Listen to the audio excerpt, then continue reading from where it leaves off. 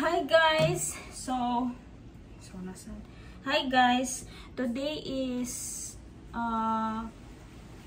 Holy Friday. Ano sa din na? Basta Biyernes Santo.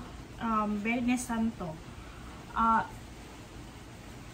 So I decided na maggawa ng biko. So in Cebu we call it biko. So I don't know if in Manila or somewhere else anong tawag nyo dyan, but here is biko, and it will be my first time to make biko on my own, kasi before yung gumagawa ng biko is yung mga pinsan ko, yung mga auntie ko, yung mama ko, and yung kapatid ko, but they're not here at the moment, so ako lang yung nandito at saka yung asawa ko, so kami lang ang magsispend ng Holy Week together. So gusto kong itry gumawa ng biko. So nakabili na ako ng mga ingredients, and yung ano ko guys, yung glutinous rice ko is nakasaang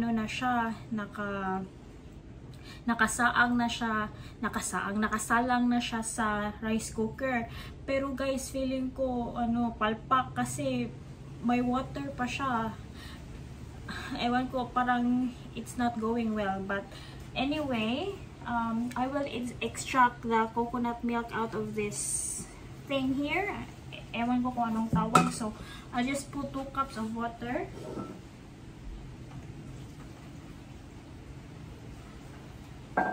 I think I need more. Kasi 3 coconut to eh.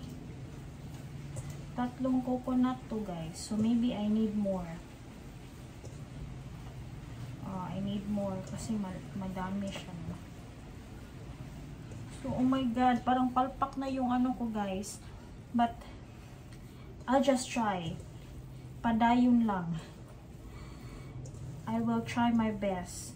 So, wait lang. Kukuha muna ako ng more water because I'm not using this water. I'm using the mineral water. So, wait lang.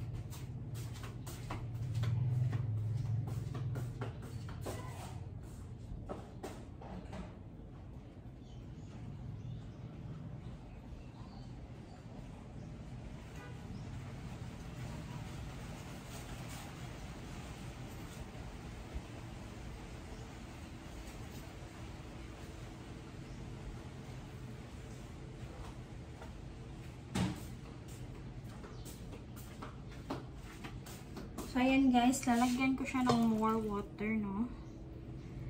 Ayan. Tapos, I will squeeze it to extract the coconut milk.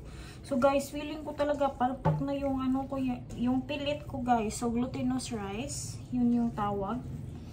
At saka, don't mind na may yung aking braso, yung pang boxer na braso ko, guys.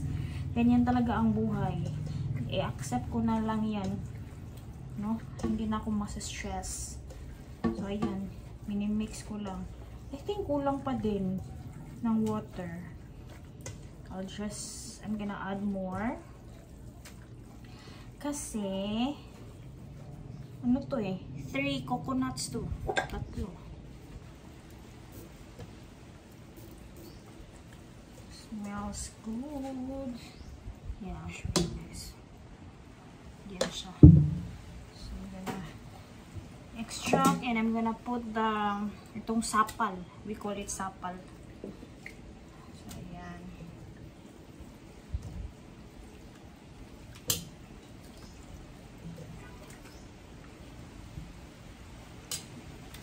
Yung camera ko nga pala guys, parang masisira na siya, no? So, I'm using my phone now. So, ayan. I'm gonna start to squeeze.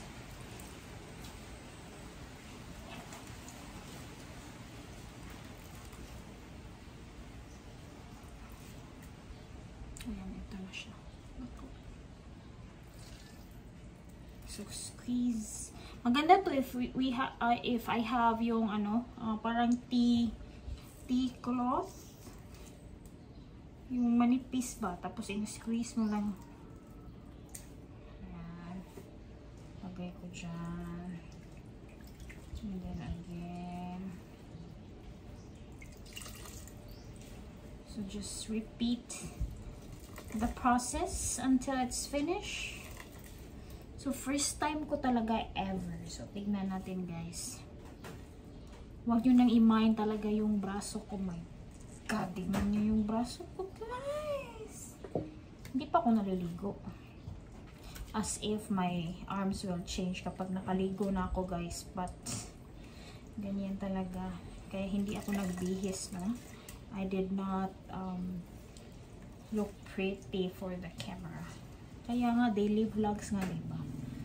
So, kailangan kung ano talaga ang buhay mo. Yun talaga ang ipapakita mo. Kung ano yung suot mo. No need to doll up and dress up nicely. Kasi, hindi naman talaga ang buhay. Real life. So, yan. Better view siya.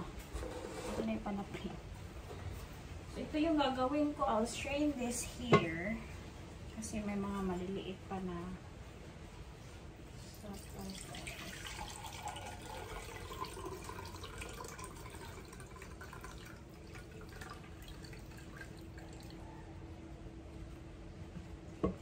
So, ayan. I have more. My God. I have more pala, no? More than what I need.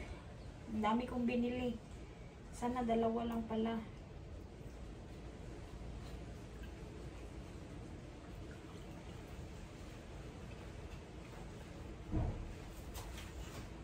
So guys, I think this is ready, no? Medyo basa talaga yung ano ko.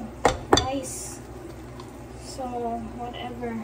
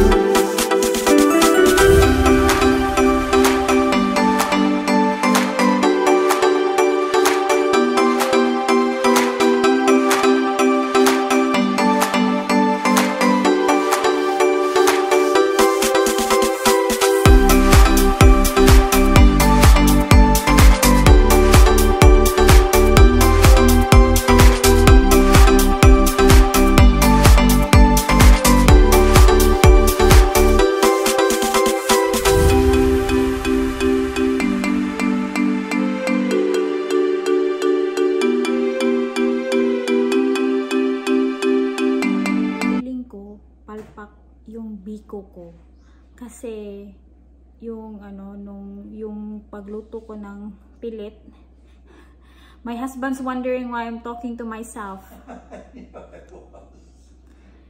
Yeah, so palpak, feeling ko palpak yung ano ko, yung biko ko, but anyway I tried and but hindi pa 100% sure kasi yung glutinous rice ko, I cook it in the rice cooker. Pero, ano siya guys, basa siya guys. Basa siya, no? Ambot lang ano. Nga, same ram. So, 3 cups to. 3 cups and 3 cups po ang water. Pero, basa manggod siya. So, ako lang siyang gipugos, no? First time, manggod ako magbuhat og biko sa akong self. So, ako siya ibutang sa oven. And, let's hope for the best. Okay, so this is the result for now. So ibutang din ako sa oven. I'll put this in the oven and let's see unsay mahitabo, no?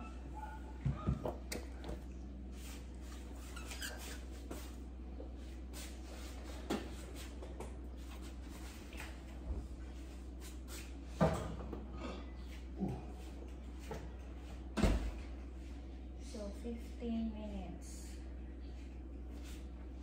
15 minutes, 200 degrees.